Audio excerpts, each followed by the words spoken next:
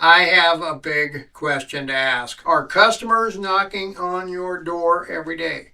Does your phone never stop ringing? Are you flooded with too much work in your private investigations business? Well, for most of us PIs, the answer to all of these questions is a resounding no. In fact, if the truth be known, for most private investigators, the exact opposite is true. Every day we sit and we wait for customers to call, for clients to email work, and we essentially struggle getting by one case at a time. I even know some private investigators who do side jobs, take on side gigs between investigations to make ends meet. So what can you do if you're trying to break into this industry, or if you have been doing it for a while but are still experiencing these challenges? I will let you know what I did to stay busy and make money every day when I first started as a PI in a minute. You see, when I started out as a new private investigator, I was very gung-ho and ready to take on the world. I was going to become the biggest and the best PI out there.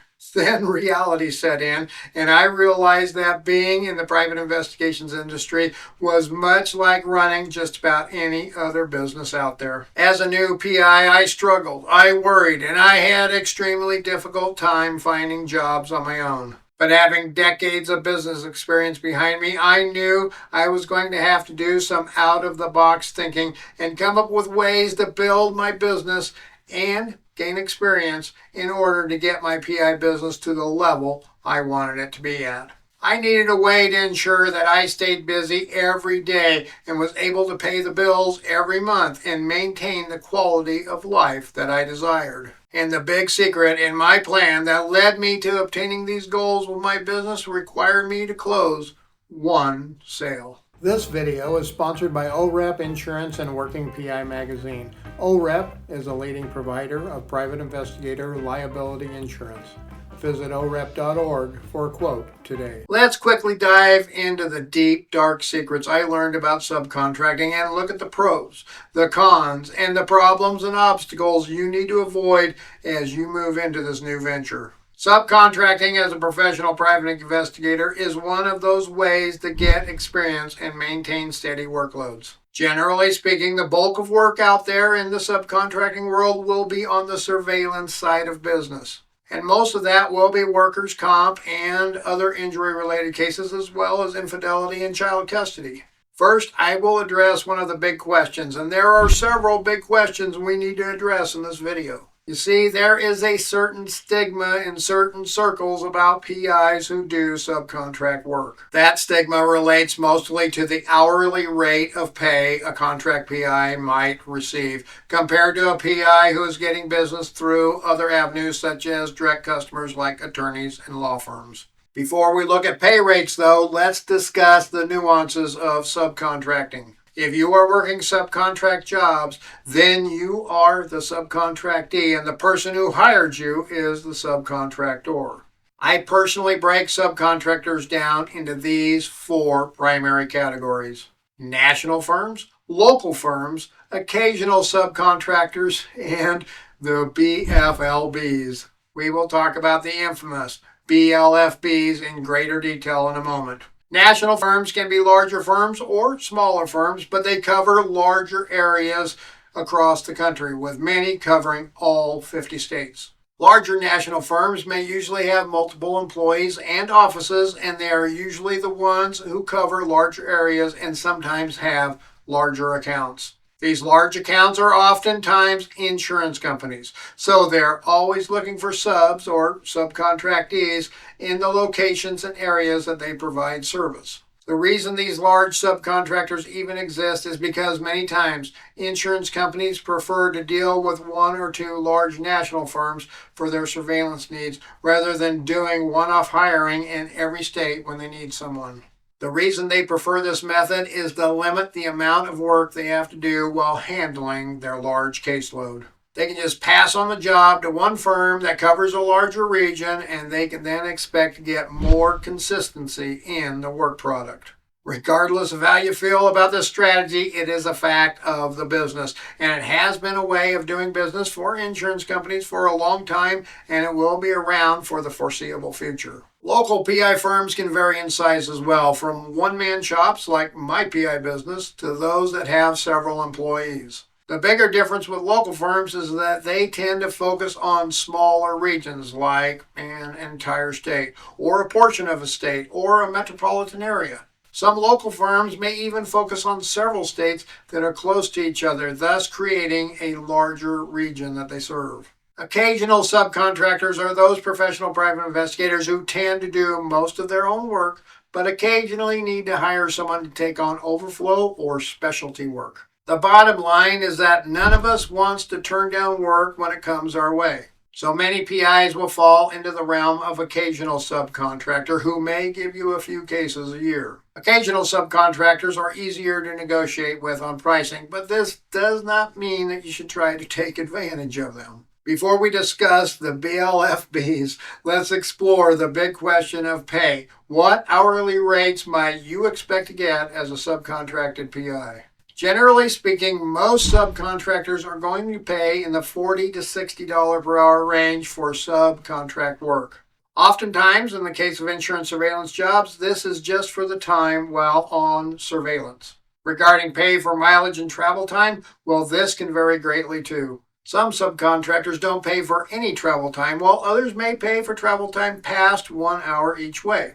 I know this can be argued in many different ways, but the logic behind this is that if you worked a normal job, you would normally commute up to an hour and would not get paid for it, so you shouldn't get paid for it doing surveillance either. Mileage as well will vary from no mileage to 45 to 65 cents per mile traveled, to include going to the case, going back home after the investigation is over, and mileage while on the surveillance, but it will be different with every subcontractor. Some subcontractors pay a minimum for travel time and mileage. I tend to do this as it does show value for the investigator's time. I usually pay an hourly rate plus up to 1 hour travel time and 60 miles per day, and if I require a report beyond just a summary, I pay for up to an hour of report time and video time. Now, not all subcontractors work the way I do, but most are fair any way you look at it. If you do the math, if a subcontractor gets $85 an hour, which is typical for most subcontractors to be at $85 an hour or higher,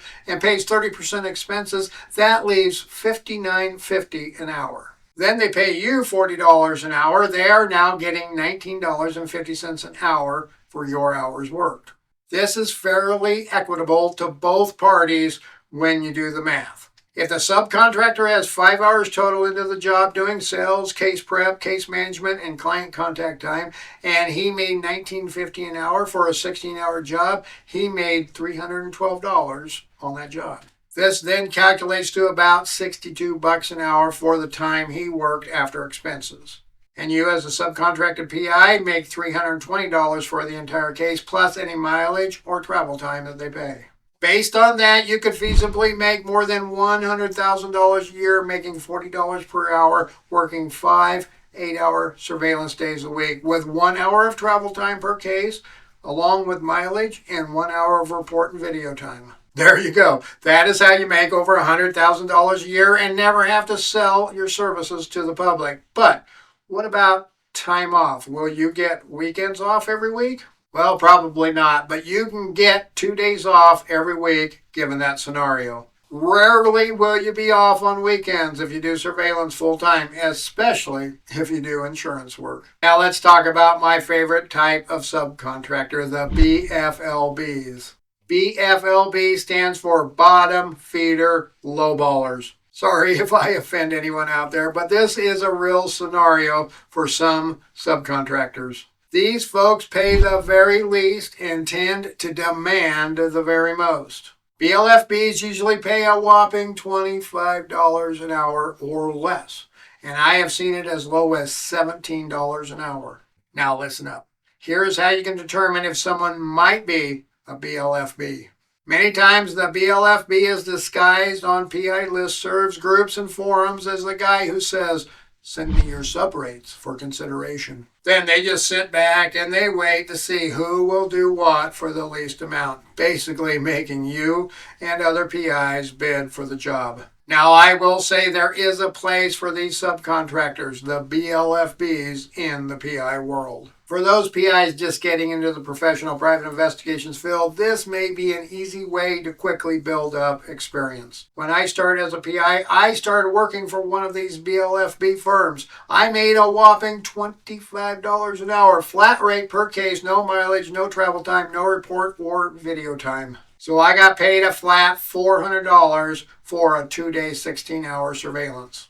I worked my butt off for 3 to 4 years at this rate so I could build up my experience and caseload, working 6 to 7 days a week, doing over 125 surveillance cases a year. I learned creative ways to compensate for my time not being paid for things like report writing and video editing. I often did that in the car before I left the job, and I let the video compile on the drive home on my laptop. I would also write my report as the case progressed in my car when time allowed, and I sent any updates while in the field too. So with that said, there is most definitely good value for that type of subcontractor, but it is most likely not what you want to do all your life. Now, if you are a subcontractor that pays minimally for whatever reason, then more power to you. And if you work for one of these and you're happy, then I'm happy for you as well. Some of the downsides for the contractors, though, they tend to always be looking for new surveillance investigators. They also have to micromanage their investigators more. They are constantly training new PIs, and they usually get subpar quality work. Now, the really big question is, where do you find subcontract work? Here are a few good resources. The first being your state Private Investigators Association. State associations are great for identifying those local and occasional subcontractors, but don't just join and expect the jobs to come flooding in.